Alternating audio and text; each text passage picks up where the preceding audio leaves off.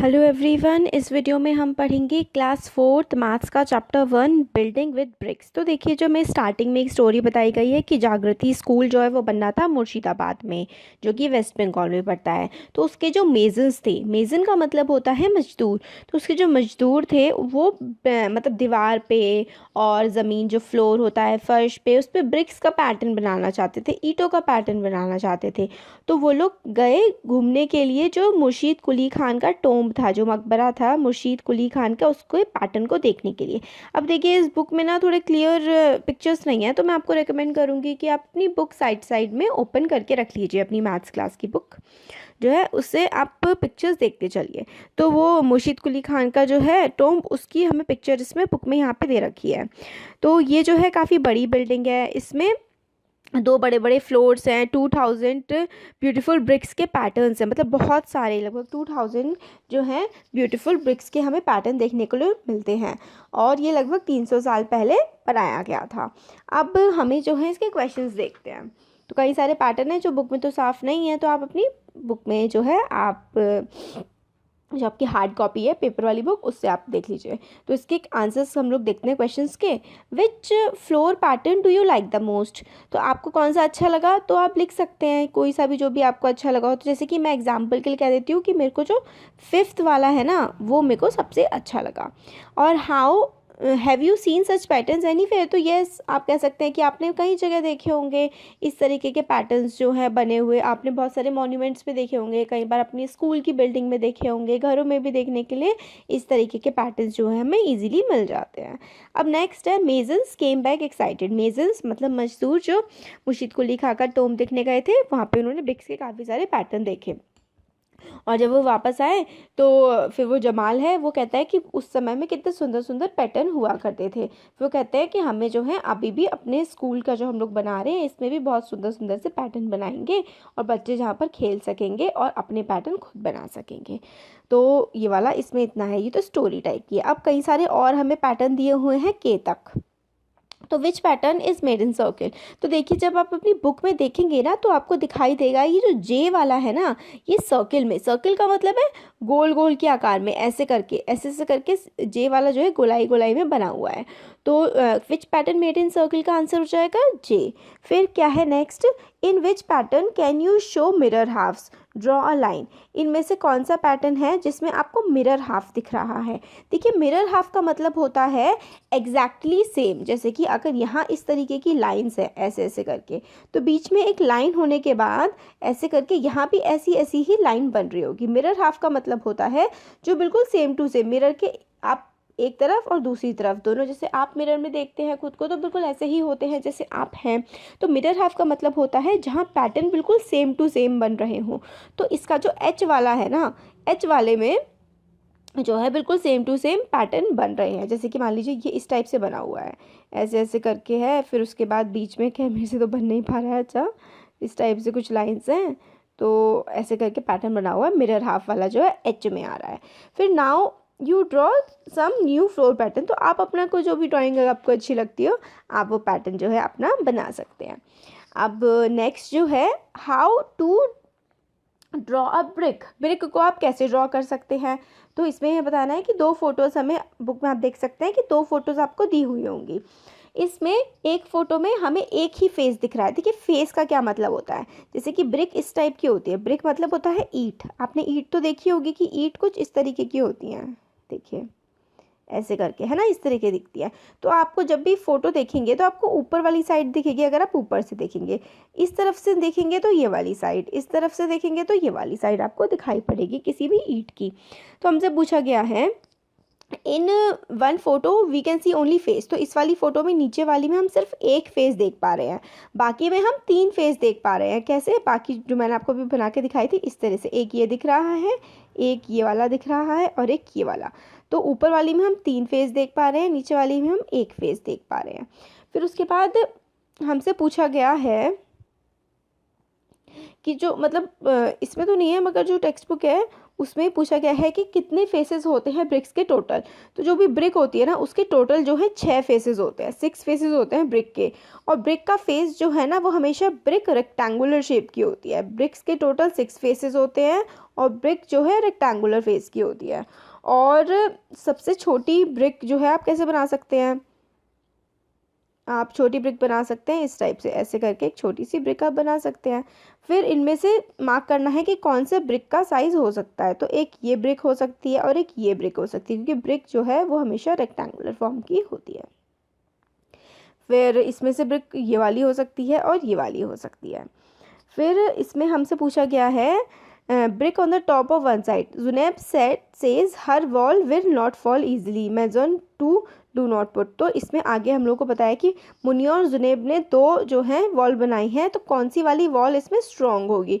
देखिए ज़ैनब वाली वॉल जो है वो स्ट्रॉन्ग होगी, क्योंकि देखिए नीचे बेस में ज़्यादा है, फिर ऊपर कम हो रहा है और ऊपर कम हो रहा है, ऊपर भार कम है नीचे ज़्यादा है, तो नीचे वाला पार्ट स्ट्रॉन्ग रहेगा क्योंकि ऊपर का भार कम है। यहाँ बराबर भार है तो इतनी ज़्यादा ये वाली जो वॉल है दीवार स्ट्रॉन्ग नहीं होगी। तो ज़ैनब वाली जो वॉल है वो काफ़ी ज़्यादा हमें स्ट्रॉन्ग देखने को मिलेगी। फिर हमें ये पैटर्न देखने हैं, जो स्कूल में जाली के कई सारे पैटर्न्स हमें देखने के लिए मिलते जाते हैं। तो ये हो जाएगा हमारा। फिर लुकिंग थ्रू ब्रिक जाली, तो ये वाली आप अपनी बुक में देख सकते हैं। इसमें तो हम लोगों को क्लियर दिखाई नहीं पड़ रही है बुक में। तो आपकी जो पेज नंबर 6 है आपकी बुक का, उसमें आपको एक जाली का पैटर्न दिखेगा। तो आपसे पूछा गया है कि कितनी जाली हैं उसमें। तो उस फोटोग्राफ में टोटल जो है वो 5 जाली हमें देखने के लिए मिलती हैं। अभी बुक में आगे शो ही नहीं हो रहा है, तो टोटल 5 जाली उसमें हमें देखने के लिए मिलती हैं। फिर पेज नंबर जो 7 है उस पर तो कुछ ज़्यादा है नहीं, झरोखा के बारे में हमें बताया गया है कि झरोखा स्टाइल क्या होता है। तो देखिए इस टाइप का जो स्टाइल होता है, ऐसे फिर ऐसे ऐसे से करके ऊपर जाता है, फिर ऐसे ऐसे से करके नीचे को आता है। तो ये स्टाइल हमारा झरोखा स्टाइल होता है। और जाली का मतलब होता है हर तरफ जो है ब्रिक्स हैं और बीच बीच में क्या होता है, ब्रिक्स छूटी हुई होती हैं। जैसे आप अपने बुक के पेज नंबर 8 में देखेंगे तो जाली होती है बुक्स, जो दीवारें होती है ना, दीवार में जैसे कि सपोज करिए ये दीवार है ना, और दीवार में गैप्स है, जैसे कि ये तो पूरी पूरी पूरी पूरी भरी हुई है, फिर बीच में ये वाला गैप है। मतलब जाली वो होती है जहाँ पे बीच बीच में गैप आ जाते हैं। हर जगह ब्रिक्स होती हैं और बीच बीच में गैप आ जाते हैं, वो जाली होती है। अब आर्च होता है ऐसी करके जो गोलाई होती है ना, इस तरीके की गोलाई को हम आर्च बोलते हैं। तो हम लोगों को काफ़ी सारे आर्चेस देखने के लिए मिलते हैं। हम लोगों को कहाँ कहाँ आर्चेस देखने के लिए मिलते हैं ये हमसे पूछा गया है। तो हम लोगों को ब्रिजेज़ में, है ना, हम लोग जो ब्रिज होते हैं उसमें हमें आर्क देखने के लिए मिलते हैं। कहाँ कहाँ, ब्रिजेज़ में आपको आर्क देखने के लिए मिलेंगे। फिर आपको टनल्स जो होती हैं, टनल्स में आर्क देखने के लिए मिल जाते हैं। तो आर्क आपको कहाँ कहाँ मिलते हैं, ब्रिजेज़ में देखने के लिए, और टनल्स में हम लोगों को आर्क देखने के लिए जो है वो मिल जाते हैं। फिर हमें पूछा गया है कि इनमें से कौन सी जो ब्रिक है उसका कर्व्ड फेस है। तो ब्रिक नंबर 2 और 3 का जो है कर्व्ड फेस है। ठीक है, कर्व का मतलब होता है घुमावदार होना। ब्रिक मतलब ईंट होती है इस शेप की, मगर अगर जो है ब्रिक ऐसी ना हो कि ऐसी टेढ़ी मेढ़ी करके हो, उसमें कर्व हो, गोलाई सी आ रही हो, तो वो हो जाएंगी हमारी कर्व ब्रिक्स। तो 2 और 3 जो है वो कर्व ब्रिक्स टाइप की है।